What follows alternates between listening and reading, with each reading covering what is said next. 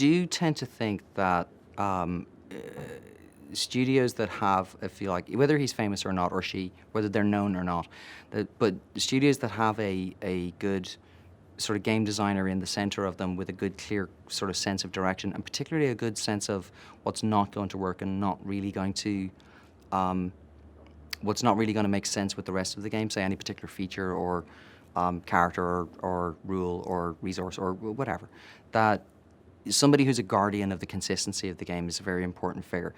It doesn't necessarily follow that that has to be like a famous celebrity, although it does help with selling games if you have like a hero figure of some sort that you can kind of throw at the press and say, look, you know, the genius type of thing, kind of like the analogy to the film director type of thing. But for a lot of studios and a lot of studio people who work in studios, they don't actually necessarily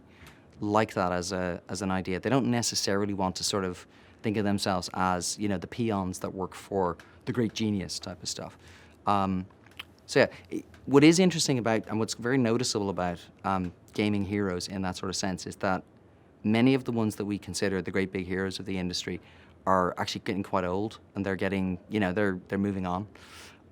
But we're not really replacing them with a lot of a new generation. There's a couple of people maybe who've sort of popped up over the radar as, and particularly in the indie space, but we're not, certainly in the AAA space, we're not really seeing, you know, the new generation, the new director, the new, like whatever you kind of call it. Publishers themselves seem to prefer to keep the studio brand be the primary identifier. Blizzard is a good case in point. Valve is a good case in point. That kind of label has more constancy. Whereas if you've got like this person who's associated with being the power behind the game, that's a very dangerous position for a publisher to then be in, because what if that person goes, I don't want to make this game anymore, or I want to talk about something else, or I want to swing the project off into a whole different direction, or like those kinds of things. So for a lot of industry reasons, there's a consistent and constant urge to avoid heroing people too much.